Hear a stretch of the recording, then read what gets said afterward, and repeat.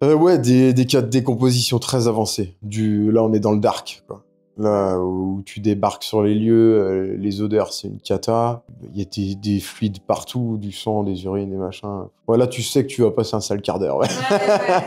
Ouais. Ça, c'est des trucs qui marquent. Bon, après, moi, ça fait longtemps que je suis là-dedans, donc une fois que c'est passé, c'est passé. Tu vois, je suis de retour à la maison, j'y pense plus. J'en ai jamais fait de cauchemar, quoi qu'il arrive. Parce que là, c'est vraiment tout ce qui est ensuite ceux qui se donnent la mort violemment. Tu vois, le fusil de chasse, ça c'est Le suicide au train. ouais, c'est ça. Là, c'est de la boucherie, clairement.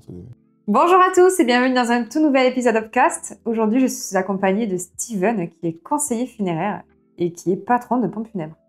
C'est ça. Est-ce que j'ai bien dit? Tu l'as bien dit. Steven, c'est quoi qui t'a attiré à faire ce métier? Alors moi, j'ai ma maman qui est là-dedans depuis que je suis tout petit. Ça fait 30 ans qu'elle fait ça. Ok. Donc j'ai toujours voulu découvrir ce que c'était. Ce que j'entendais parler, tu vois, à la maison. C'est quoi que t'entendais par la maison? Parce que je pense qu'elle prenait des pincettes peut-être pour en parler au début. Ouais, alors en général, c'est voilà, je vais chercher quelqu'un qui est mort. Bon, voilà, tu demandes, elle rentrait pas dans les détails, etc. Après, bon, avec l'âge, j'avais un peu plus d'infos, etc.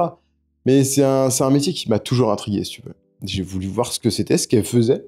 Et donc à mes 18 ans, je suis parti avec elle. Donc t'as attendu 18 ans quand même. Ouais, j'ai attendu 18 ans. Elle voulait quand même me préserver un petit peu là-dessus aussi. C'est pas des métiers communs, hein, donc c'est forcément. Ça. J'ai été voir et je suis tombé en amour pour le métier.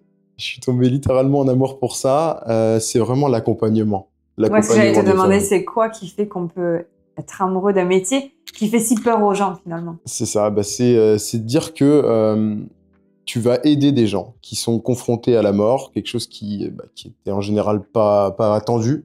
Alors on dit toujours le plus tard possible, mais... Bien sûr. Et tu vas les aider, tu vas les accompagner dans tout ce passage-là qui est délicat. C'est un sujet tabou en France, on se le cache pas. En fait, je trouve que quand même, parce qu'après on en parlera, t'es sur les réseaux sociaux et tout ça, je trouve quand même que ça arrive à être démocratisé un petit peu. Ouais, ça commence. Les générations qui arrivent, là, c'est mieux. Mais historiquement, c'est quelque chose qui est très tabou en France, la mort. Ouais. On en a peur, voilà. On sait pas exactement ce qui s'y passe. Donc voilà. Mais c'est très gratifiant de travailler dans ces milieux-là. Tu te dis, bah voilà, t'as soulagé des personnes d'énormément de charges administratives. Tu as pris du temps avec eux pour les écouter, leurs petits bobos mentaux, on va dire. Bien sûr. Et voilà, derrière, quand tu réalises tout ça, que tu fais la cérémonie, que les familles reviennent te voir quelques temps après, te prennent dans les bras ou te remercient, enfin, un petit mot, tu vois. C'est vraiment ça, c'est le côté psychologique, c'est énorme. Hein. Je pense qu'il y a d'autres boulots où ça existe, mais moi, c'est là-dedans que je m'épanouis, tu vois. Ouais, c'est génial. Bon, je trouve génial que tu puisses t'épanouir dans un métier. Ouais, t'es confronté à la tristesse quand même. Ouais. Mais t'arrives à le rendre joyeux finalement. On essaye, ouais. Alors, c'est pas Pump It Up. C'est pas la fête au village. C'est pas la fête au village. Quoique, des fois c'est assez cocasse. Hein. On arrive à avoir des trucs... on rigole avec les familles, voilà. Après, chacun a son appréhension du sujet. Oui, c'est ça. Chacun gère ses émotions. On peut pas juger aussi chacun qui... On peut pas. Et dans le métier, on n'a pas de journée type comme ça, tu vois. Chaque défunt est différent, chaque famille est différente. Donc, on peut passer... Je peux avoir 3 défunts en même temps dans mon salon. Je peux faire un salon, aller voir une famille, être en train de rigoler avec eux. Je passe dans la pièce à côté, c'est un gros changement d'ambiance. Et voilà. Ouais. Donc on s'adapte et voilà. Et c'est quoi toi ton rôle? Comment tu pourrais définir ton rôle aujourd'hui au sein de ton entreprise? Alors, t'as plusieurs casquettes? Ouais, j'ai plusieurs casquettes. Je fais un peu de tout. Je suis chef d'entreprise. Mais vraiment, sur mon métier même, je vais faire de tout. Je vais aller chercher les défunts sur le lieu de décès, soit à l'hôpital, sur la route, au domicile, peu importe. Ouais. Je vais chercher les défunts, je les lave, je les habille. Alors, je fais pas les soins. Ça, c'est les thanatopracteurs. Moi, je suis pas diplômé pour ça. Mais moi, je peux faire la toilette, l'habillage, le make-up. Ça, j'ai le droit de le faire. Et ensuite, la grosse partie de mon boulot, c'est recevoir les familles. Ok. Les gens viennent me voir, frappent à la porte du bureau, j'organise avec eux les obsèques, savoir s'il sera une cérémonie religieuse, civile, une inhumation, une crémation, incinération. Ouais, on dit pas incinération, c'est pour les animaux ça? Les déchets, non les animaux c'est crémation aussi. C'est crémation aussi, ok. Voilà, les petites bêtes à poil on les aime, on les respecte. Ah oui bien sûr. Donc voilà, on organise tout ça, je contacte les différents intervenants, que ce soit la paroisse, le crématorium, le marbrier. Je fais les démarches administratives pour que la famille n'ait rien à faire. J'avoue, moi, par exemple, j'ai jamais été confrontée voilà, au fait de venir voir quelqu'un voilà, et dire, par exemple, je sais pas, moi, quelqu'un est décédé dans ma famille. Ouais. Voilà, qu'est-ce que je fais? T'as des aides, Comment ça se passe? Parce que je pense que c'est beaucoup se posent la question. Est-ce que c'est bien de préparer son décès avant? Qu'est-ce que tu pourrais dire, toi, à ce niveau-là? Alors, préparer ses obsèques, il faut le faire. Il faut le faire. Alors, pas forcément sur le côté financier.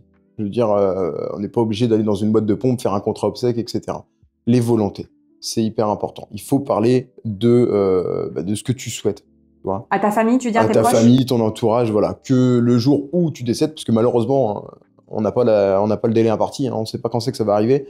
Oui, c'est vrai. Il faut pas que ta famille se retrouve dans la merde. À se dire qu'est-ce qu'il voulait. Est-ce qu'il voulait être crématisé? Est-ce qu'il voulait qu'on passe à l'église? Bon, en général, pour ce qui est confession, ça, on le sait, la personne, si elle allait tous les jours, tous les dimanches à la messe... Bon, tu sais que, bien sûr. Mais voilà, c'est important et savoir ce qu'on veut faire de la personne. Si après on la met dans un caveau, si c'est une crémation, qu'est-ce qu'on fait de ses cendres? Est-ce qu'on les met en pleine nature, dans un columbarium? Voilà. C'est important d'en parler pour pas que ceux qui restent derrière soient dans la confusion et ça peut créer des conflits en plus dans les familles, ça. Ouais. Dire moi je pense qu'il voulait ça et je préférais qu'il soit ça. Ouais, mais non. Bon, alors que quand t'as un papier où... C'est noté, tout est clair. Ouais. Tout est clair et voilà. Donc l'aspect financier, c'est mieux de le faire. Mais il y a des aides en France, je sais pas du tout comment ça se passe. Il y a des aides, mais comme tout le temps en France, il faut rentrer dans certaines cases, quoi. Il y a des cases à remplir, mais il existe des aides. Ça peut être des aides de la Sécu. Parfois, parce qu'on nous dit souvent, ça coûte cher de mourir, la Sécu, ça rembourse pas. C'est faux. Dans certains cas, la Sécu peut rembourser. Ok. Voilà. T'as quoi? C'est un palier, quoi? Alors, t'as des paliers, et en général, déjà, il faut être en activité. Pour la plupart des gens, c'est en activité. Okay. Et ensuite, voilà, t'as quelques cases à remplir. Donc, c'est pas tout le monde qui peut y prétendre. Par contre, dans ce que tout le monde peut prétendre, c'est si tu as une mutuelle. La mutuelle peut te verser des petits tips. Ah ouais, ok. Alors, c'est pas des gros montants, mais bon, tout ce qui est à prendre est à prendre. Si tu le sais dans ton contrat d'origine, en fait, quand tu souscris. Voilà, il y a des trucs qui existent en France, c'est monté. Il faut savoir que certaines pompes funèbres peuvent faire aussi des aides de paiement. C'est ce que j'allais te dire. Est-ce que tu vous échelonnez les paiements? Parce que c'est des trucs que tu prévois pas. Des fois, quand c'est pas prévu. Ouais, et puis c'est lourd. C'est lourd financièrement. C'est quoi le moins cher Le moins... enterrement que tu aies pu avoir? Je sais pas, vraiment une fourchette à la limite. Je pense que pour 2500 €, alors après, voilà, c'est minimum de chez minimum. Il n'y a pas de service... Tu comptes quoi, là, par exemple, dans les 2005 à peu près? Alors, dans un 2005, tu as un cercueil, un petit recueillement, par exemple, au cimetière. Donc, tu vas pas louer une salle ou autre. Une inhumation dans une pleine terre, directement. Il n'y aura pas le caveau, il n'y aura pas de monument de mis dessus. Voilà. Alors, quelque chose qui reste très digne. Un budget, quoi. Ouais. Tu pars très dignement, tu as ton cercueil, etc. Ça va être du bas de gamme, certes, mais voilà, tu pars très dignement. Et puis, derrière, tu évites toutes les fioritures, style les parutions dans la presse qui coûtent très cher. Ah, ça coûte ça. C'est obligatoire? C'est payant, ouais. Non, c'est les familles qui décident. Donc, pareil, tu fais pas les soins de conservation, forcément. Tu payes pour annoncer ta mort, quoi. C'est ça. Incroyable, je te dis que je savais pas du tout. Ok. On nous dit, vous faites de l'argent sur le dos des morts. Ok, mais il faut voir tout ce qui est à payer à côté et qui ne nous revient pas à nous. Excusez-moi, alors cette phrase toute faite, moi je veux bien, mais heureusement qu'on vous a. C'est pas méchant, mais tout le monde pourrait pas faire ce métier-là. C'est pas facile, je pense, émotionnellement et voilà. Et puis même, quoi. On a besoin des gens comme vous. Quand on va décéder, on sera bien content de vous avoir, quoi. Merci. Non, mais si, ça clairement, j'ai déjà vu, entendu, je trouve ça. Mais je sais que moi, dans la presse locale, chez moi, un article moyen, c'est 250-300 €. Donc, tu vois, ça tape dessus. Donc, tu te dis, il y a ça apparaît sur ma facture, donc ça fait monter ma facture alors que je gagne 0 là-dessus. Donc, j'ai ça, j'ai le crématorium, c'est pas ma volonté, c'est pas moi qui vais les gagner, ça coûte 1000 €. Ah ouais. Donc, tu vois, sur une facture où moi je vais ressortir à 5000 €, déjà là, rien qu'avec 2 choses, t'as 1300 € qui sont pas pour moi. Ouais, il faut que toi tu payes après derrière. Et moi j'ai aussi des charges à payer, j'ai des employés, voilà, il y a plein de choses. Il faut que l'entreprise tourne. Quoi qu'il arrive, ça reste un commerce. Ça reste un commerce. C'est pas une asso ou... Non, c'est ça, il n'est pas marqué Coluche. Exactement. Et c'est quoi les formations qu'il faut pour être conseiller funéraire? Est-ce qu'il y a des formations, c'est obligatoire? Oui, les formations sont obligatoires. Alors en France, hein, on reste sur la France, bien sûr. C'est une formation qui dure 2 à 3 mois. Tu vas apprendre toutes sortes de choses, que ce soit basées sur le deuil, les différentes étapes par lesquelles les personnes vont passer. La colère, la tristesse, voilà, tout ça. Ouais. Tout le côté psycho du deuil, ça tu vas l'apprendre. Tu vas apprendre tout ce qui est législation, parce qu'en France, on est très bon là-dessus. On connaît. C'est un calvaire, c'est littéralement un calvaire. Heureusement que c'est cadré, on fait pas n'importe quoi avec les défunts, et tant mieux, mais bon. Oui, mais bon, tu vois, quelqu'un, par exemple, comme on disait tout à l'heure, je crois qu'en 2008, depuis 2008, on peut plus garder les cendres. Ouais, c'est ça. Chez soi. Je trouve que ça, à la limite, pourquoi pas, ça. Pourquoi pas? Si c'est vraiment la volonté de quelqu'un, Chez nos voisins belges, par exemple, t'as le droit. c'est autorisé. C'est autorisé. Il n'y a pas de souci. En Italie aussi. Voilà. Nous, en France, ça a été, depuis 2008, ça a été interdit. Et pourquoi ils ont donné une raison, tu sais, ou pas? Beaucoup de conflits familiaux. Ok. Toi, tu l'as chez toi. Des enfants, ouais, c'est ça. Des enfants, par exemple, où tout se passait bien, il y en a un qui garde les cendres. Du jour au lendemain, ils ne se parlent plus. L'autre personne qui n'a pas les cendres n'a plus accès, ne peut plus se recueillir. Donc, tu vois, ça reste une raison qui est valable. Ok, ouais, non, mais je comprends. Vu comme ça, ok. Et puis, enfin, alors ça, c'est mon côté perso. Je trouve ça hyper glauque. Une urne, alors l'urne sur la cheminée, une urne de mamie sur la cheminée, Je t'avoue, non, moi, je pourrais pas. Moi, clairement, je pourrais pas. Là, tu vois, c'est con, mais j'ai incinéré ma chienne. Alors, je suis désolée pour les gens qui considèrent, pour moi, les animaux, c'est comme les humains. Mais vraiment, hein, c'est personnel, c'est voilà. Mais moi, ma chienne, je l'ai incinérée. Donc voilà, j'ai ses cendres, mais tu vois, j'ose pas regarder, quoi. Voilà, la boîte. Pour les animaux, on a le droit. Ouais. Pour les défunts, voilà. Là, on n'a pas le droit.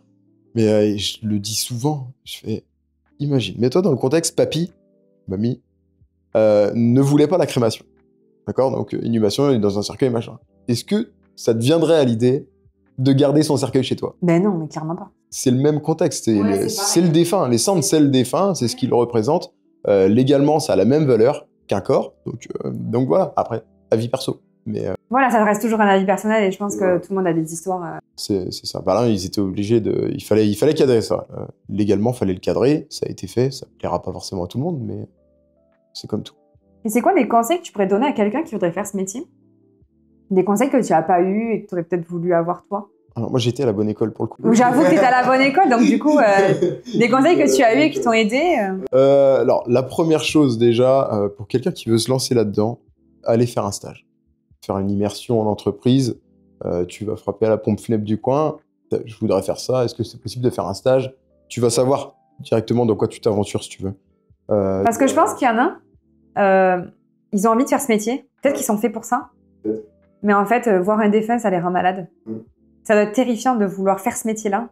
Et en fait, devant un défunt, tu tiens pas, enfin, tu n'y arrives pas, quoi. Ouais, mais là, c'est pas possible. Ouais, mais c'est horrible. Oui, non, mais je comprends. Mais ça doit être terrifiant pour la personne qui veut faire ça. C'est pas possible, oui et non. Il y a des groupes dans le funéraire, des groupements funéraires, où un conseiller funéraire ne va pas être multitâche comme moi, si tu veux. Il va faire, entre guillemets, que de l'administratif, que du bureau. Il va peut-être même jamais voir le défunt. Il va pas aller en cérémonie, etc. Il va recevoir les familles, tout organiser. Et c'est tout. Il sera jamais en contact avec le défunt. Il y a dans certains groupes, c'est possible que tu sois juste conseiller. Tu es derrière ton bureau toute la journée, tu reçois des familles. Mais tu n'as pas contact avec le défunt. Pas de contact avec le défunt. Ouais, donc tu as quand même on va dire, un poste qui est possible si tu veux vraiment faire ça. C'est dans des gros groupes en général que ça se passe comme ça. Oui, bien sûr. La petite pompe funèbre indépendante du coin comme moi. C'est toi ou ta mère, quoi. Tu fais tout. Bien sûr. T'as pas le choix. Tu peux pas embaucher un poste juste pour la gueule. Bah non, on peut pas se permettre. Bien sûr, non, mais c'est clair. Je comprends. On fait ça, on fait aussi le ménage, les carreaux, voilà, tu fais tout. T'es polyvalent, couteau suisse, quoi. Ouais, non, c'est génial. Bah moi, c'est ce qui me plaît. C'est ce qui me plaît. Rester derrière un bureau, clairement, non.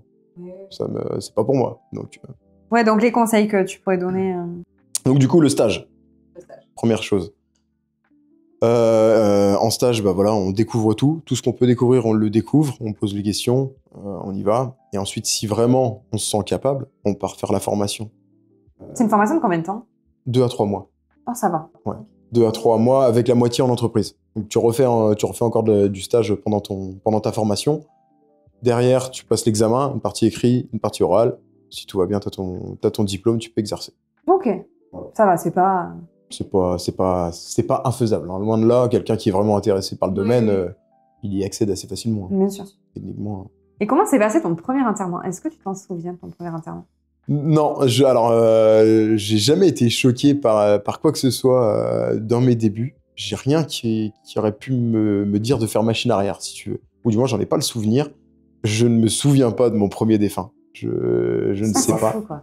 Je me souviens de ma première intervention sur un suicide.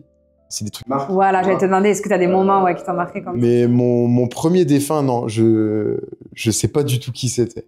Ah ouais, t'as vraiment pas le souvenir. Aucun. Pourtant, tu devais être hyper content et tout de commencer ton... Ouais, Mais vu que t'en avais peut-être vu avant et tout, enfin, tu... Ouais, là encore, voilà, mon parcours, il est quand même un petit peu atypique. Exactement. J'ai vraiment baigné dedans, donc... C'est pas le premier que tu voyais, quoi. Non. Puis j'en avais vu, moi aussi, au niveau personnel, dans ma famille, déjà avant. Donc... Mais non, je l'ai pas, là. Le souvenir, je l'ai pas. Ouais, non, mais c'était pour savoir. Je me suis dit, est-ce qu'il se rappelle de son premier enterrement? Et combien d'enterrements tu peux faire par mois? Totalement variable. Je fais entre 100 et 120 décès par an. Donc après, c'est vraiment variable. Je peux en faire 10 d'affilée et puis plus un seul pendant une semaine. C'est ça. Moi, je parle tout le temps sur l'année. C'est compliqué de... Voilà. J'ai des stats à ce niveau-là. Maintenant, me dire, est-ce qu'il y a une semaine qui fonctionne plus que l'autre? J'en sais rien. Ouais, bien sûr. Il y a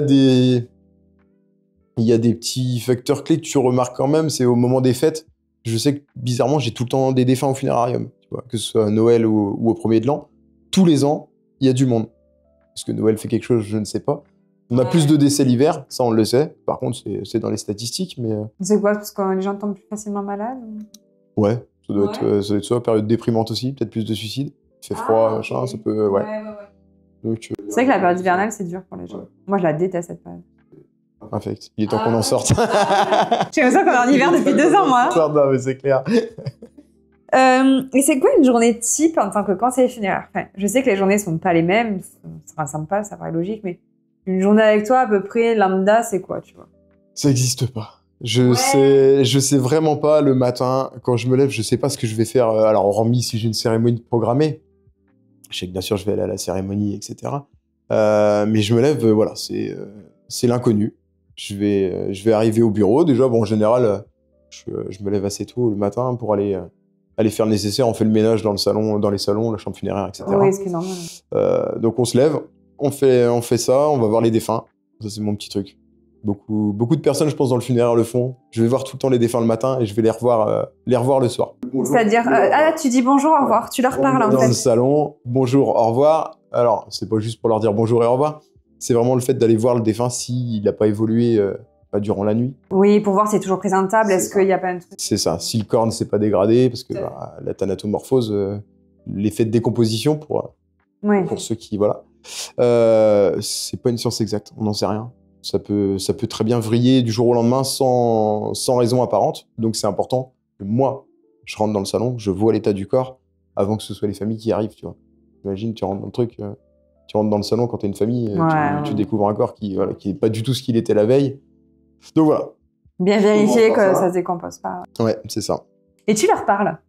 Ouais, je leur parle, ouais. Non, mais je trouve ça génial. Je leur parle, le petit bonjour, le petit au revoir. Quand je vais chercher un corps et que je le prépare, derrière, c'est pareil, je discute. Voilà, je dis, bah tiens, je vais te mettre ton t-shirt, je vais te mettre ta chemise, je vais te mettre ta robe. Voilà, hop.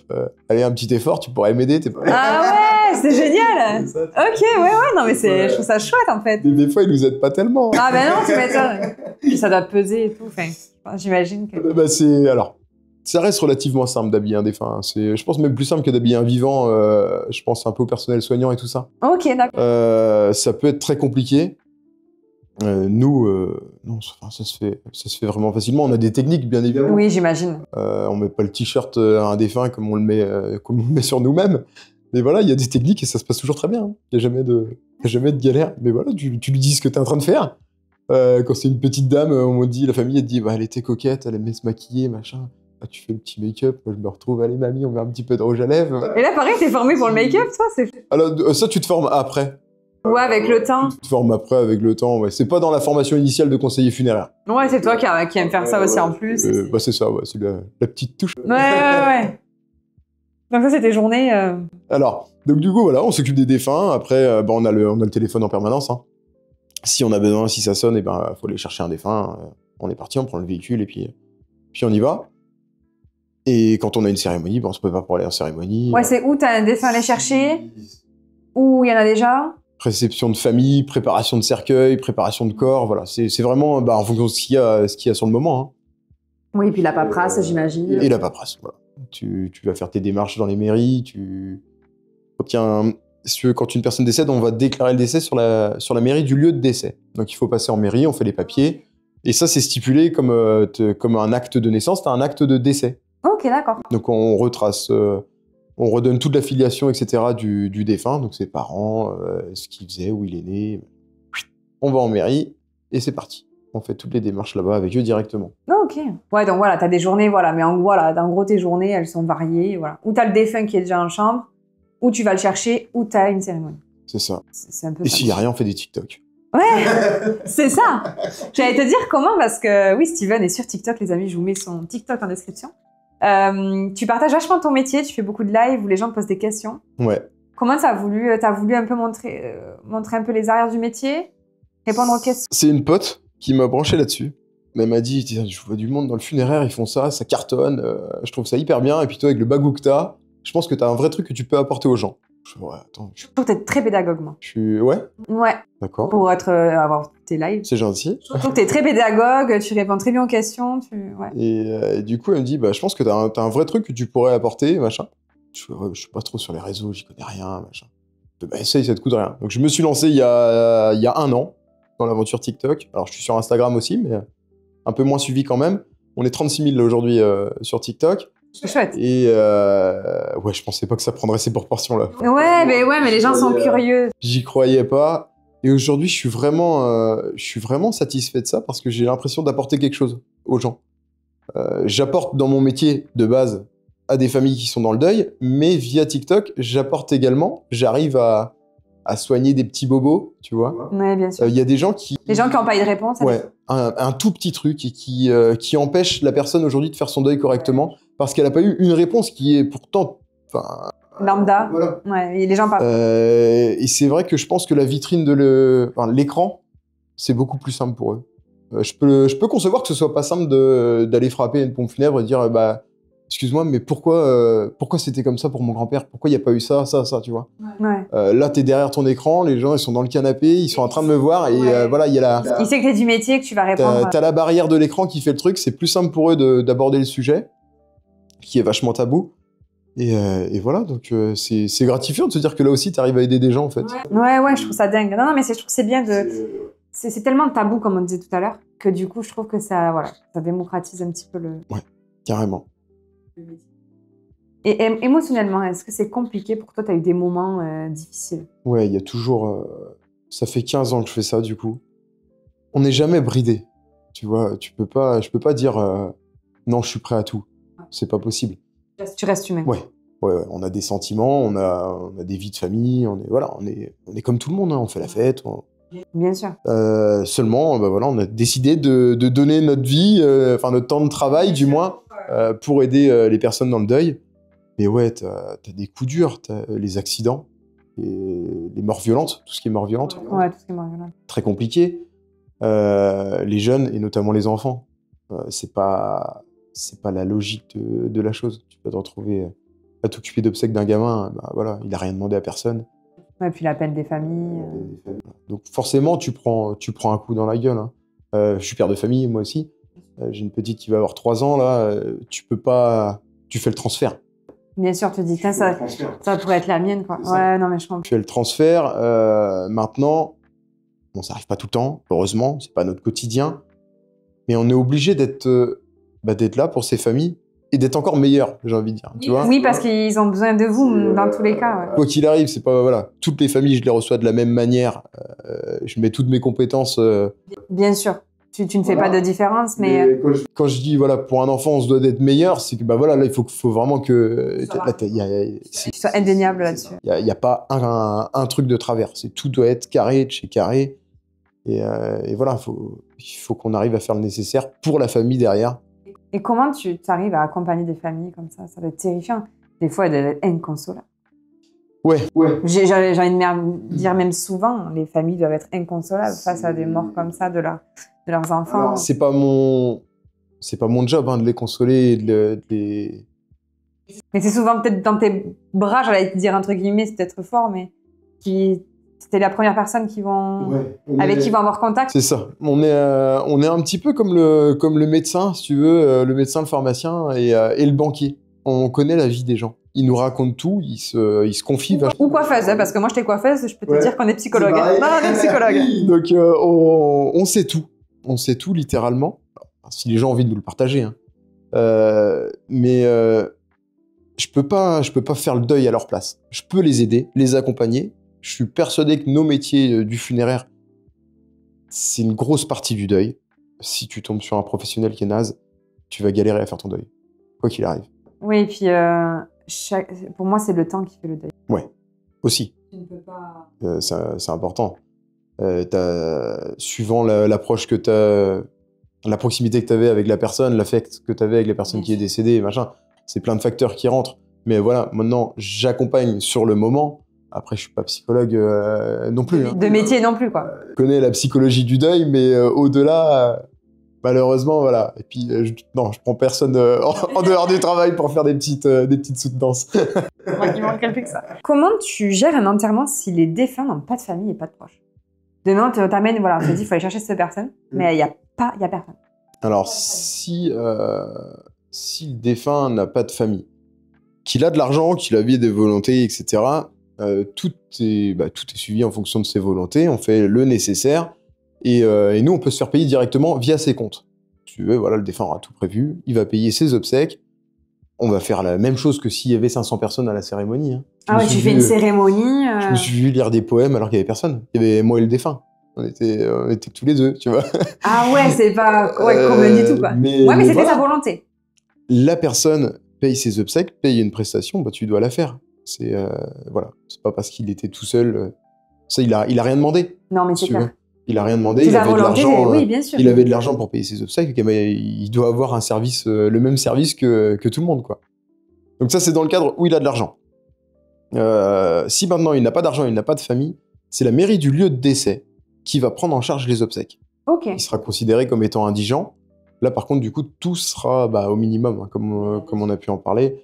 Il y aura le cercueil premier prix, et voilà. Ça va être tout payé par la mairie, mais ce sera fait dans la dignité quand même. Hein. Et s'il avait une volonté de faire une cérémonie, il y a droit ou pas? Quoi qu'il arrive, ma conscience professionnelle me fait faire quelque chose, tu vois. Oui. Même si tu le factures pas, je peux pas aller chercher un défunt et le jeter comme un malpropre dans un trou, tu vois. T'as une conscience pro derrière, tu te dis cette personne-là, elle a rien demandé à personne, elle y est pour rien si elle a pas d'argent, si elle a pas de famille et machin. Il a peut-être galéré toute sa vie, il est mort. On va le laisser tranquille, on va lui faire un petit truc bien quand même, mais il a au moins droit à ça, tu vois. Oui, non, mais je comprends. Là, c'est ma conscience professionnelle, je suis certain que... Pas tout le monde le fait. J'ai confiance en une bonne partie de mes confrères quand même, je pense que si. On fait un beau métier. J'allais te le dire, c'est quand même pas un métier commun. Si tu le fais, ce métier-là, c'est pour une raison. C'est une vocation, c'est des métiers passion. Exactement. Je suis désolée, tu peux pas faire ça demain, je vais être conseiller funéraire. Non, désolée. Moi, ça m'est jamais venu en tête, les amis. Je peux entendre beaucoup de choses, mais pas ça. Et comment tu arrives à conseiller suivant les croyances? Je sais que tu as des souhaits spécifiques des familles, suivant les croyances, les religions. C'est ça. En fonction des religions, tu as différentes choses. Hein. Il y a des choses qui se font, d'autres qui ne se font pas. Ça, c'est variable. Après, nous, on s'adapte. Hein. On est, de base, le service de pompe funèbre, c'est un service laïque. Il existe des pompes funèbres musulmanes. Elles sont spécialisées dans les enterrements musulmans, et de même pour toutes les confessions. Mais voilà, on sait tout faire. Ça, on l'apprend aussi en formation. D'accord. Les différents rites, les différentes confessions. Donc, tu peux recevoir tout le monde et t'adapter à tout le monde. C'est ça. Et est-ce que tu as déjà eu des demandes particulières? Pour des obsèques? Ouais, je sais pas, une demande pas commune. Non, j'ai rien eu. Je sais pas, un feu d'artifice. Désolé, j'ai pas de truc de dingue. Non, enfin, il y a des chansons fun qui sont mises en cérémonie. Voilà, j'ai la compagnie créole, ça fait rire les oiseaux. Machin. Ah, ça va, ok. Des enterrements festifs, en fait, tu vois. Maintenant, le défunt, il était comme ça. On va pas faire un truc hyper glauque si toute sa vie... ça a été un gars super drôle. C'est ça. Tonton Jérôme, il foutait le bordel tout le temps en soirée. Non, mais je sais pas, un feu d'artifice. Non, j'ai pas eu de un truc un peu atypique. Atypique de fou, non. Non. J'ai rien eu de tout ça. Alors, de la personnalisation, ouais, à gogo. Je te dis, j'ai eu des confettis en cérémonie et machin. C'est quand même pas atypique. Ouais, mais enfin, c'est pas non plus, voilà, c'est comme ça, c'était le dernier geste. Au lieu de mettre des pétales de rose les roses, ou des jeter machins, les roses, ouais. confetti party tour, allez hop, c'est parti, ça Ok. balance. Ouais, non, c'est ce que j'ai eu de plus fou, ouais, je pense. Ou alors ça me revient pas, mais non, rien qui m'ait jamais choqué là-dessus. Et est-ce qu'on peut être enterré avec tout et n'importe quoi? Non, pas tout et n'importe quoi. Presque, mais il y a quand même certaines restrictions. Tout ce qui est pile, tu peux pas. Donc, ton téléphone, tu peux avoir le téléphone, mais il faudra enlever la batterie. Ah mais mince, parce que moi, je m'étais dit, ce mois, tu vois, je sais pas si je vais être enterrée ou si... Non, je vais pas être incinérée du coup. Crématisé. Crématisée. Je ne sais pas si lequel je veux faire. Mais je me suis dit, si je me fais enterrer, vous me laissez un téléphone. Ouais. Ou un talkie-walkie. On ne sait jamais si je me réveille. On sait jamais. Comme ça, je vous appelle, tu vois. Ça t'arrivera pas. Donc, tu te réveilleras pas, je peux même pas de avoir panique. Non, t'auras pas ça. Ok, bon, Donc, pas de téléphone. tout ce qui fonctionne au moyen d'une pile, on enlève. Ok. Donc, les pacemakers, tu sais, les piles qui prennent le relais du cardio. Oui, les piles. Voilà, ça c'est retiré. On fait une ablation du pacemaker à chaque fois. Le lithium, ça pollue. Ok. Le lithium, ça pollue. Alors, dans le cadre d'une inhumation et dans le cadre d'une crémation, ça explose. Tu mets une pile au contact des flammes, ça explose. Donc, pas ça. Pas tout ce qui est illégal, bien évidemment. Pas d'armes à feu, pas de drogue, voilà. Et sinon, non, après... Donc, ouais, tu peux pas. Donc, les piles. Ouais. Et c'est tout, quoi. Après, tu peux être enterré avec un peu tout. Ouais, après, enfin... Mais jamais rien de fou, hein. En général, c'est le petit dessin, le... Vous vérifiez avant de faire le cercueil ce qu'il y a dans le... Ouais. Parce que j'imagine que les gens peuvent laisser... Oui. Mais après, je suis pas... Enfin, je suis pas policier, moi. Ouais, voilà. Clairement, je m'en fous. Je m'en fous royalement de ce qu'il faut. Tu vois, on me dit tout le temps, ouais, mais pourquoi on n'a pas le droit? Écoute, moi, je suis conseiller. Je suis là pour conseiller, te dire ce que tu as le droit de faire, ce que tu n'as pas le droit de faire. Bon, les piles, par contre, on joue pas avec ça, parce que surtout à la créma, si ça explose, t'as toujours l'air fin, quoi. Là, si tu voulais ton feu d'artifice, celui-là. Là. Donc, c'est gratuit, celui-là. Donc, non, après, s'ils veulent me mettre, je sais pas, le paquet de clopes, y a pas de souci, faites ça. Et oui, en général, c'est la petite écharpe fétiche, un petit mot, un dessin. Mais moi, je me rappelle, pour ma grand-mère, on avait fait un truc sympa. Enfin, je trouvais mignon. En fait, c'est une de mes tantes, je crois, qui avait acheté des petits cœurs en bois. Ouais. Et on avait tous un petit cœur en bois et on avait tous écrit un mot dessus. Et on avait tous posé... Tout mis dans le cercueil. Tout mis dans le cercueil. D'accord. Et vu que c'était en bois, on l'avait autorisé pour la... Ouais, y a pas de souci. Ouais. Voilà. Non, mais c'est chouette de faire ça. Je savais pas que ça pouvait se faire, tu vois. C'est de la personnalisation, c'est voilà, le dernier geste. Pour vous, ça a une grosse importance, c'est bien de le faire. Faut le proposer aussi dans les pompes funèbres. Hein. Tout le monde le propose pas, donc oui, c'est ça. Il y a puis... des familles, s'ils ont pas l'idée, on va pas... Voilà. Donc, faut le proposer. Tu y vas. Tu proposes s'ils veulent faire des choses, s'ils n'osent pas. Ouais. Ouais, carrément. Ils ont le droit de faire ça. Je veux dire, on fait ce qu'on veut. Hein. Du moment que ça reste dans la réglementation. Et est-ce que tu as déjà eu une mort marquante? À quel niveau? Vraiment marqué... Je sais pas, là, je te dis, est-ce que tu as déjà eu une mort marquante? Est-ce que tu as un défunt qui te vient? Ouais, des cas de décomposition très avancés. Là, on est dans le dark, quoi. Là, où tu débarques sur les lieux, les odeurs, c'est une cata. Il y a des fluides partout, du sang, des urines, des machins. T'arrives dans des trucs. Ouais, là, tu sais que tu vas passer un sale quart d'heure. Ouais. Ça, c'est des trucs qui t'ont marqué. Ça, c'est des trucs qui marquent. Bon, après, moi, ça fait longtemps que je suis là-dedans, donc une fois que c'est passé, c'est passé. Tu vois, je suis de retour à la maison, j'y pense plus. Là, tu me reposes la question, oui, ça revient. Oui, parce que c'est vraiment quelque chose qui t'a marqué. C'est tout. J'en ai jamais fait de cauchemar, quoi qu'il arrive. C'est pareil, ouais. Parce que là, c'est vraiment tout ce qui est... Ensuite, ceux qui se donnent la mort violemment. Tu vois, le fusil de chasse, ça c'est... le suicide au train. Ouais, c'est ça. Là, c'est de la boucherie, clairement. On n'a pas envie d'aller là-dessus. Là, quand on te dit il faut que tu y ailles... C'est quand même conseil funéraire, et que ce soit toi d'aller... Ok, que tu as un défunt, on va dire, qui est mort normalement, entre guillemets, c'est peut-être pas le mot, mais... Ouais, d'une mort naturelle. Voilà, une mort naturelle. Ouais. Mais quand tu vas ramasser quelqu'un, tu dois aller ramasser un doigt, un bras. T'as pas le choix. Hein. Là, t'as pas le choix, de toute façon. Et le personnel funéraire, on est les seules personnes habilitées à transporter des défunts. Personne d'autre n'a le droit de le faire. La police, les pompiers, etc., ils n'ont pas le droit de les transporter. Mais c'est vous, quoi. Donc, c'est voilà. votre rôle. C'est ça, c'est notre rôle. Et là, c'est une question un petit peu personnelle, mais est-ce que tu as déjà enterré un proche? Ouais, j'ai enterré mes grands-parents. Ok. Donc, j'ai tout fait de A à Z. Tout. Et est-ce que tu t'es senti chanceux, du coup, de... chanceux, attention, de pouvoir... Non, mais c'est pas péjoratif du tout. Non, j'ai bien compris le truc. Que tu vois, c'est ça une chance pour toi que tu puisses t'en occuper. Sachant que tu es dans ce métier-là, que ce soit pas d'autres pompes funèbres qui les fait. Ouais, parce que au moins, je suis sûr que ça a été bien fait, tu vois. Alors, Tu sais ce que t'as fait. on a un droit de retrait. T'es pas obligé de le faire, tu vois. Et, la nuit, je peux comprendre. Carrément. Et moi aussi. Alors moi, je ne laisserai jamais personne faire mon travail à ma place. Peu importe qui dans ma famille, je le ferai. Ça, c'est certain, que ce soit ma mère, mon père, peu importe. Mais je peux concevoir que certains ne s'en sentent pas capables et dans ce cas-là, délèguent à un confrère. Et c'est tout se respecte. Maintenant, voilà, moi, je voulais le faire, les accompagner jusqu'au bout. Donc ouais, je l'ai fait. Et puis tu te dis, ouais, bah c'est vrai que c'est une chance, comme tu dis, ouais, c'est pour ça que je te disais ça, parce que pouvoir le faire. Ouais. Alors après, certains professionnels comme moi laissent cette opportunité-là aussi aux personnes qui le souhaitent. Hein. Alors, avec certaines limites, on va pas les laisser transporter le défunt et tout ça. Mais moi, je sais que j'ai déjà eu des membres de la famille à venir avec moi dans le corbillard, par exemple. Tu vois, ils voulaient l'accompagner vraiment, bah, le membre de la famille est avec moi, donc on le fait. Tout ce qui est toilette, tout ça, on laisse pas assister, il n'y a rien à voir. Il n'y a rien à voir, c'est vraiment intime. C'est l'intimité du défunt. J'allais dire, est-ce que tu vas regarder quelqu'un se doucher? C'est ça.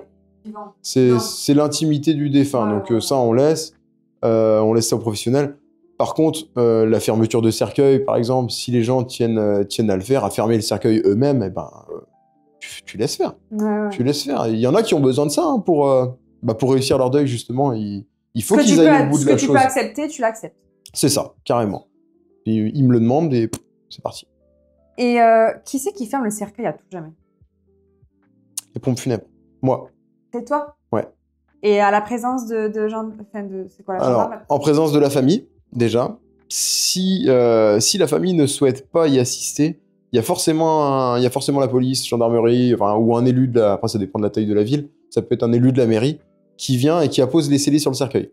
D'accord. Voilà, ça c'est obligatoire, il faut toujours qu'il y ait une autre personne que les pompes funèbres à fermer. D'accord. Voilà, on pose les scellés, et là, on est sûr que le cercueil ne sera plus ouvert, quoi. Il n'y a rien de rajouté, rien d'enlevé à la fermeture. Bien sûr. Voilà. Donc non, on vole pas les défunts, c'est pas possible. Pourquoi t'as déjà entendu ça? Tout le temps. On vole les bijoux, on vole les dents. Ah ouais, j'ai déjà entendu ça. Des trucs comme ça. Non, il y a du monde avec nous, tout est cadré. Je vais pas m'amuser à aller enlever une montre ou un collier devant la police. Non, mais puis quel est l'intérêt, quoi? Quel est l'intérêt? Elle est où ta face après? Ouais, c'est vrai, clairement. Donc voilà, non. Il y a tout le temps du monde et si la famille est là, ils assistent jusqu'à la fin, s'ils le veulent. C'est pas obligatoire, tu vois. On leur propose. Ouais. Et pour quel événement il peut être réouvert, le cercueil? Alors, ça peut être dans le cadre d'une enquête, ça peut être une demande juridique. Ok. Voilà, il peut y avoir eu une enquête ou quoi que ce soit. On demande à réaliser une exhumation du corps. Donc on ressort le corps de la tombe et éventuellement le corps peut être envoyé à l'autopsie derrière. Et on peut refaire des... Bon, c'est rare, hein. Ouais, je me doute. C'est quand même rare. Ça, du coup, sous enquête. Et sinon, on peut réouvrir un cercueil pour faire justement de la place dans un caveau. Donc même procédé, c'est un caveau 2 places, les 2 places sont prises, il y a une 3e personne de la famille qui souhaite aller dans ce caveau-là. On retire le cercueil, on fait une réduction. Okay. On va récupérer les ossements et on va le mettre dans un petit cercueil en fait. Ça s'appelle un reliquaire. Ok, d'accord. Donc voilà, comme ça on gagne une place dans le caveau et puis le reliquaire mis dans le caveau. Ouais, d'accord, ok. Donc voilà. Et là, c'est une question d'un abonné. Comment tu fais pour aller chercher un défunt qui habite à plusieurs étages sans ascenseur? Est-ce que ça t'est déjà arrivé? En fait, je vous ai imaginé, je me suis dit, la question est pas bête. Ça va être dur à gérer, ça. Ouais, c'est parfois galère. Alors, ça va dépendre du poids du défunt, etc. On a du matériel, quand même. Il y a du matériel adapté, il y a des brancards, des brancards cuillères, etc. Ok. Mais c'est des belles suées, ouais. Ben ouais, j'imagine. Là, c'est les bras derrière, hein. De toute façon, t'as pas le choix. Hein. Oui, il faut le sortir. Faut le porter, et puis, tu sais que tu vas en chier, mais tu vas le faire. Ouais. De toute façon, il faudra bien qu'il descende à un moment. Donc, oui, non, t'as raison. Oui, non, puis on va pas le jeter dans l'escalier, donc voilà. Par la fenêtre. Allez, tout le monde descend. Allez, l'hélico. Donc non, on a du matériel adapté quand même, mais il y a l'effort physique qui est là. T'as pas le choix. Oui, peu importe les étages, t'es obligé d'y aller. Mais aujourd'hui, il y a des super trucs. Hein. Il y a des civières, alors où le défunt va être à la diagonale, un petit peu comme un diable, si tu veux. Tu vois le truc pour porter le matos. Et puis t'as les 3 roues pour l'escalier et tout ça, donc voilà. Je vois bien, Tu vas tranquille, mais il y a du matériel. Il y a du matériel, mais ouais, des fois c'est galère. Ouais, tu vas pas, tout seul, c'est pas possible. Non, on est 2 tout le temps. Ouais, tout le temps 2, de toute façon. Comment se passe un enterrement pour une personne qui est costaud? On m'a demandé, c'est un abonné qui m'a demandé. Est-ce qu'il y a des cercueils sur mesure? Ouais. Il faut savoir, un cercueil standard, ça fait 1,85 m d'intérieur. Ok. D'accord. Ce qu'on appelle l'épaulement, donc la partie la plus large du cercueil, là où vont être les épaules, je sais plus, ça tourne autour des 58, je crois, de mémoire. Ça, c'est du standard. Après, il y a d'autres tailles. Tu as du 195, tu as du 200, et tu as aussi du sur-mesure. C'est-à-dire qu'une personne qui va être vraiment costaud, corpulente voilà. ou très très grande, parce que ça oui, peut être le cas sûr, aussi. Ça hein. peut être le cas. C'est vrai qu'on parle là, souvent c'est des la personnes... question qu'on m'a posée. Donc, on parle souvent des personnes qui sont corpulentes, mais ouais, ça peut être le même cas pour quelqu'un de très grand. Hein, donc, il y a du sur-mesure. Ça se fait. Par contre, on paye plus cher. Il y a plus de matière, donc c'est plus cher. Bien sûr. Ouais. Malheureusement. Malheureusement, ouais. Qui choisit les musiques pour une cérémonie? C'est la famille. Okay. C'est la famille, sauf si le défunt a exprimé ses volontés. Alors, t'en as qui préparent vraiment tout jusqu'à la cérémonie. Musique, même l'article dans la presse. Hein. C'est lui qui s'est écrit. Ouais, j'en ai comme ça, moi. Incroyable, ok. J'ai le truc, voilà, c'est au bureau, dans le dossier, voilà, l'article est déjà écrit, il n'y a plus qu'à mettre les dates, tout simplement. Ah ouais, ok. Donc, tu peux tout préparer. Les musiques, qui va parler. J'en ai eu qui ont préparé leur texte aussi. Leur éloge. Non. Ou leur... j'ai eu de l'audio enregistré, déjà. Oh, génial, ça. Donc, bon, bah là, c'est soit des personnes qui savaient qu'elles allaient mourir, qui étaient en fin de vie et qui étaient encore conscientes, donc qui sont enregistrées et qui passent un message dans l'assemblée, tu vois. Je trouve ça génial. Mais il y a eu un truc là, t'as pas vu ça? Mais sur les réseaux, le mec, je crois que c'est en Irlande, où il fait semblant qu'il est dans le cercueil. Non, il dit quoi? Il va faire ouvrez-moi. Je l'ai vu. Elle a tourné celle-là, tout ça. Elle a tourné de ouf. Mais ça, bah alors, pleurez pas. C'est du génie. Je suis fan de ce mec. Et tu sais plus si les gens ils pleurent ou ils rigolent sur la vidéo. Le délire. Mais non, mais voilà, ouais, si, c'est possible en tout cas. Ok, ouais. C'est possible. Et sinon, c'est la famille. C'est la famille qui décide. Voilà, moi, j'ai pour ma grand-mère, c'est nous qui avons choisi. Ouais. Mais et si quelqu'un n'a pas de famille, là pareil, et que tu as fait une cérémonie, c'est toi qui choisis? C'est moi, ouais. Du coup, c'est moi. Voilà. Après, on arrive toujours à avoir quelques infos. Hein. Surtout moi, je suis sur une petite commune.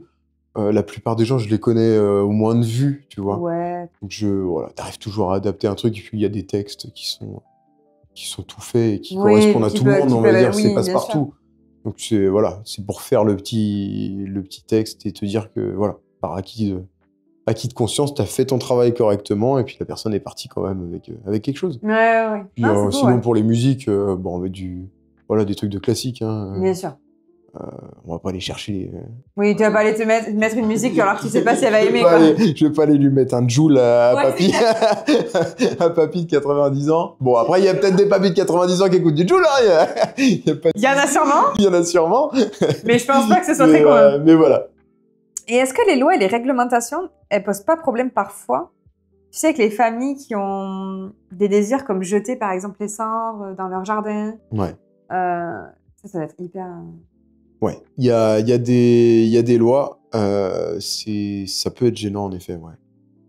Alors, techniquement, ce que tu me dis, les cendres dans son jardin, ça peut être possible. Faut faire une demande de dérogation en préfecture, ça peut être accordé. Alain Delon est bien chez lui. Là, récemment, il a été inhumé chez lui, Alain Delon. Alors, j'en ai entendu parler, je t'avoue que je me suis pas arrêtée sur le sujet, mais... C'est possible, maintenant. C'est pas lui qui voulait que ses chiens soient... Pas lui? Je sais pas s'il y a l'histoire des chiens. Hein. Mais en tout cas, lui, voilà, il est inhumé sur son terrain privé. Ok. Bon, il y a peut-être des passe-droits aussi. Bon, allez, on va aller faire un petit éloge. Mais non, ça reste possible. Maintenant, oui, il y a des choses qu'on ne peut pas faire. Disperser les cendres dans un cours d'eau, par exemple, c'est interdit. Tu peux pas, la rivière du coin, tu peux pas le faire. Maintenant, il y a personne qui est là avec vous au moment de le faire. Voilà. Qui va vérifier? C'est personne.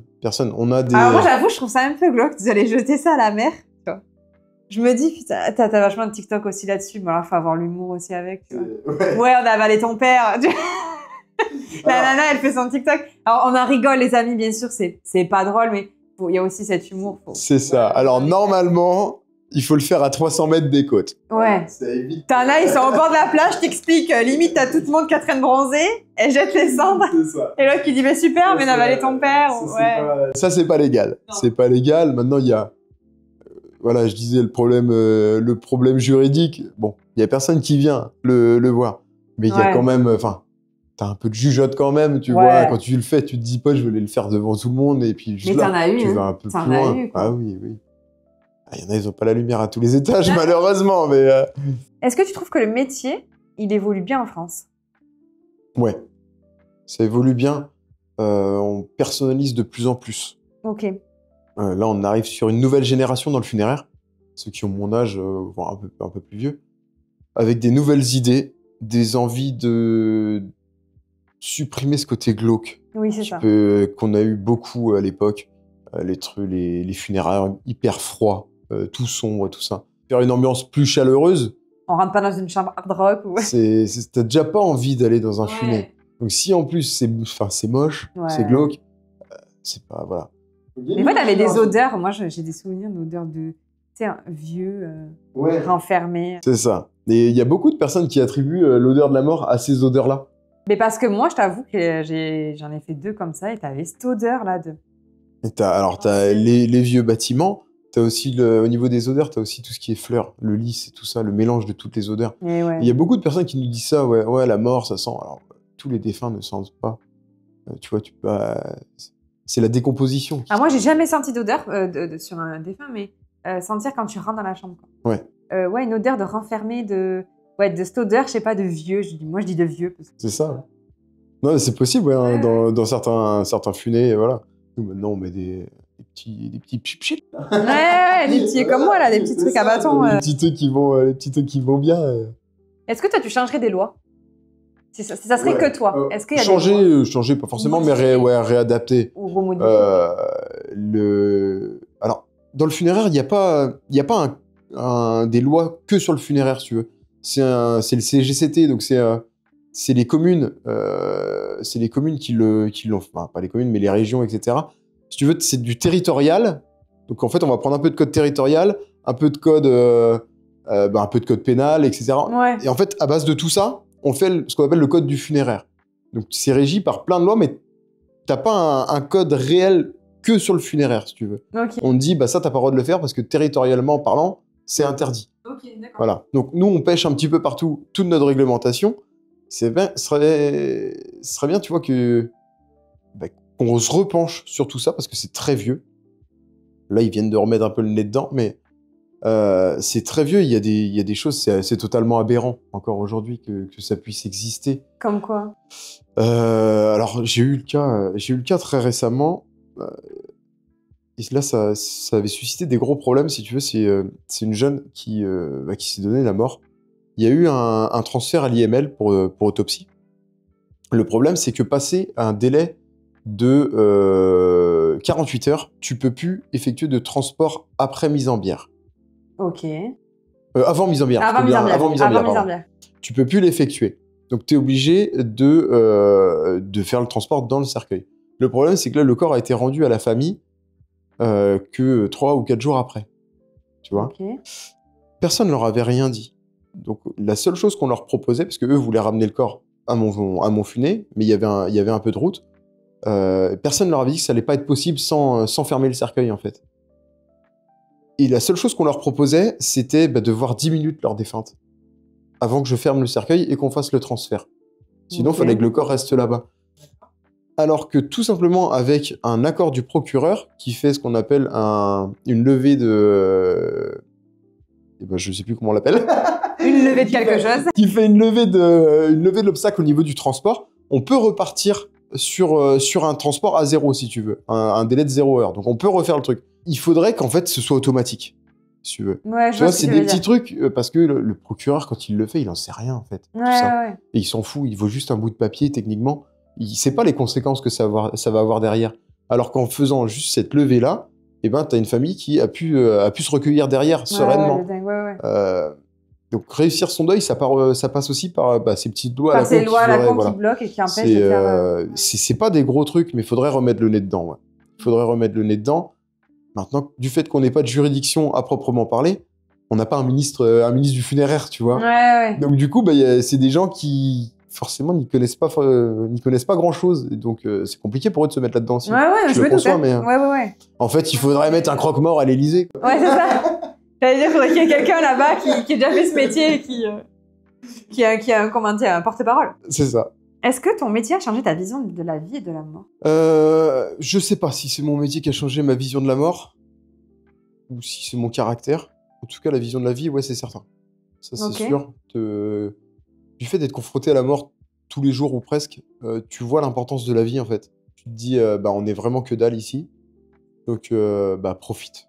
Profite tout simplement de tes journées, de ce que tu as envie de faire. Réalise tes rêves, profite de tes proches. Et voilà, quoi.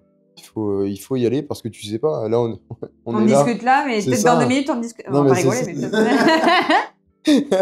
C'était le pire, mais. Si cette vidéo n'est jamais diffusée. Elle sera diffusée, mais boum! On va pas terminer, quoi. Voilà, tu vois le.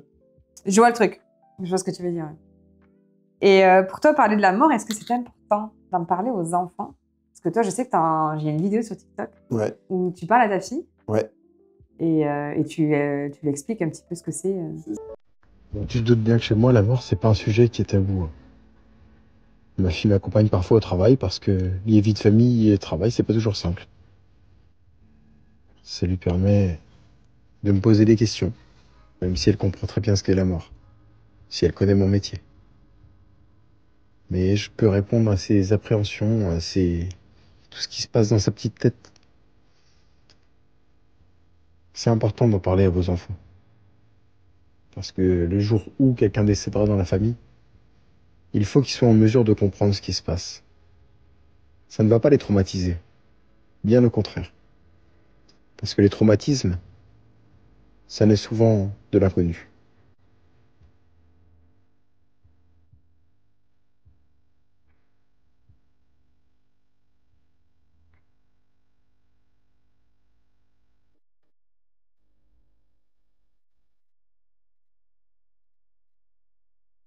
Je suis chef d'entreprise, c'est pas toujours simple de concilier la vie perso avec le travail. C'est fréquent que je me retrouve avec elle à devoir aller au boulot. Alors, je l'emmène pas voir les corps et les machins. C'est bien de le préciser parce que on sait jamais. C'est clair.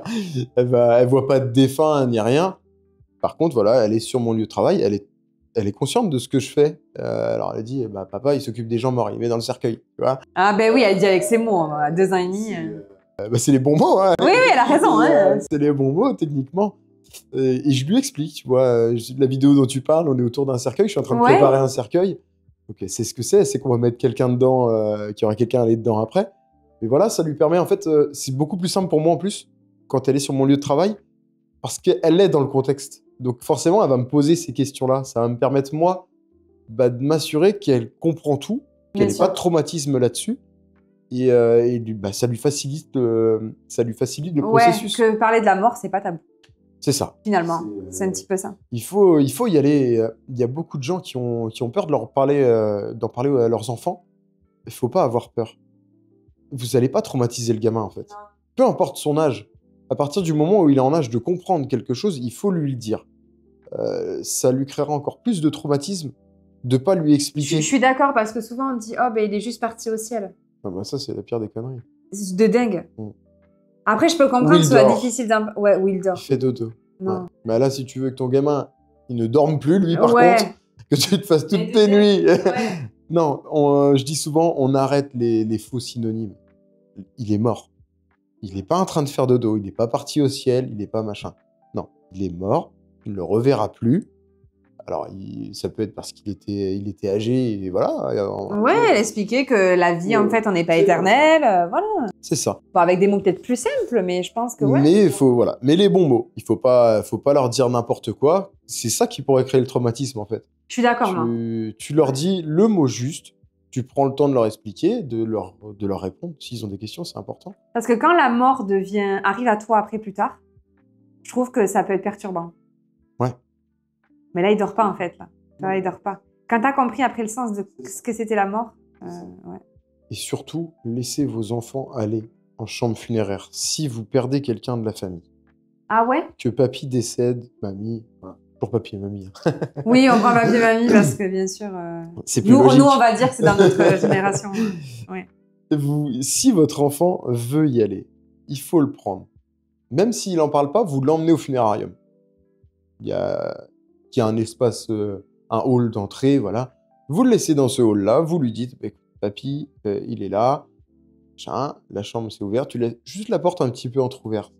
Et il va y aller à son rythme. Il va faire 2-3 pas vers là-bas, il va se rapprocher de la porte. Et à un moment de lui-même, il va regarder, il va jeter un œil. Et là, il va voir. Et là, tu le traumatiseras pas, il aura été à son rythme. Bien sûr. Par contre, moi, je reçois beaucoup de messages encore, tu vois, sur TikTok, des gens qui me disent, bah moi, quand j'étais gamin, on m'a pas laissé. Mais souvent, moi, j'entends, non, c'est pas un endroit pour les enfants. Non, mais pourquoi? Pourquoi les gens disent ça? Je sais pas. En fait, c'est juste eux qui en ont peur. C'est tout. En fait, c'est souvent ça. C'est Les parents renvoient leur peur sur ses propres peurs sur les enfants. C'est ça. C'est ça. Ils transmettent leur phobie du truc et voilà. Il faut le laisser. Parce que c'est derrière, après, quand le gamin va grandir, qu'il va comprendre qu'on l'a empêché, voilà, après, c'est foutu. Ouais, mais je comprends, ouais. Donc, ouais, faut les laisser. Okay. Comment tu arrives à te ressourcer à côté de ton travail? J'ai mes petites échappatoires. C'est quoi tes petites échappatoires? Ah, ma famille, déjà, ma femme, ma fille. Voilà, quand tu rentres à la maison, tu retrouves ton petit bout et ta femme, bah, c'est bon, déjà, ça... Moi, déjà, ça égaye ta journée. C'est ça. Et puis, bon, après, il y a les copains, il y a les soirées, voilà. Ouais. On profite de la vie, hein, tout simplement. Comme n'importe qui, on a nos activités en dehors du travail. Et puis, ouais, mais je préfère le dire, parce qu'on a l'impression que, tu sais, que vu que c'est tellement prenant, ce métier-là, que c'est presque du 24 heures, 7 jours sur 7. Ah bah, c'est de la dispo, alors surtout en tant que chef d'entreprise. Voilà, c'est ça. Après, en tant que conseiller, tu peux avoir des astreintes. Mais bon, voilà, là, tu sais que ça va être tant d'astreintes dans le mois. Ou pas du tout, pour certains même. Hein. Et voilà. Bon, là... en tant que patron, c'est une dispo 7 sur 7, 24 sur 24. Je peux partir en pleine nuit, voilà. Maintenant, c'est pas parce que je suis susceptible de partir que je m'empêche de tout faire. Oui, je reste dans le coin, quand je suis d'astreinte, je reste dans le coin. Et si je veux aller faire un bowling, je vais faire un bowling. Si je veux aller au cinéma, je vais au cinéma. Et puis voilà, mais t'as tout le temps le téléphone. Tu gardes le téléphone et puis tant pis si tu vois pas la fin du film. Ouais, c'est clair. Tu sais que tu peux être n'importe quel moment. Mais j'ai pas le choix, quoi. Je vais pas m'empêcher de tout faire sous prétexte que je suis susceptible d'être appelé. Oui, non, mais c'est... Donc non, on profite et voilà, c'est tout ça, ces petits moments-là qui font que tu continues ta vie. Et puis et puis que tu relativises aussi sur plein de choses. Ouais. C'est ça. Est-ce que tu as déjà vu un psychologue ou c'est conseillé d'en voir un? Alors moi, j'en ai jamais vu. Je parle pas facilement de moi, en fait. En fait, on a quand même parlé un peu plus d'une heure. Hein. Ouais, alors... Tu vois, les gens disent ici, c'est un peu la psychologue. C'est ça, voilà. J'ai vu une psychologue. C'était moi. Je t'ai fait parler. C'est ça. Non, c'est pas mon truc, ça. Ouais. Alors, il faut savoir que, contrairement à certains métiers, on n'a pas d'accès, tu vois, comme des médecins ou autres.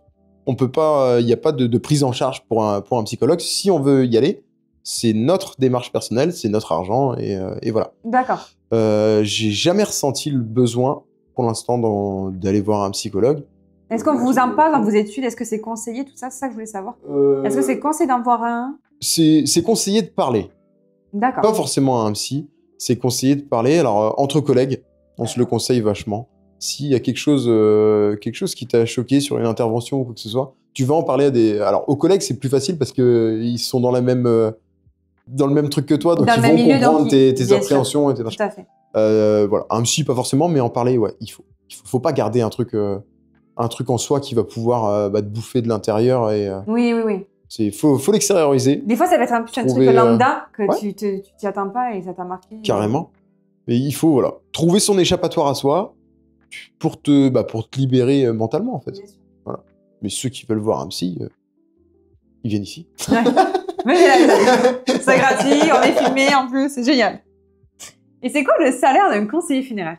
Une fourchette pour quelqu'un qui voudrait faire ce métier-là, par exemple? Alors, un conseiller funéraire qui va débuter, c'est 1 850 € brut.